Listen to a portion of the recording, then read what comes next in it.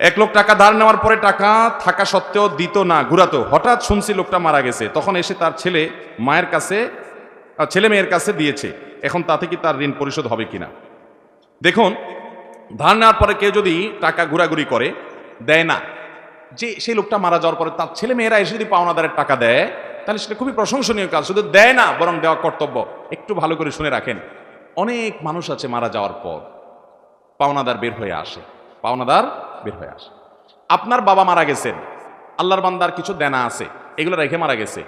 ইসলামের নির্দেশ হলো তার মৃত্যুর পর তার দাফন কাফনের জন্য যে টাকা খরচ হবে সেগুলো তার টাকাতেই খরচ করবেন। এরপর তিনি যদি কোনো দেনা রেখে যেয়ে থাকেন, ভাগ বন্টন পরে আগে তার সব দেনা শোধ করতে হবে তার টাকা দিয়ে, তার জমি জমা বিক্রি করে।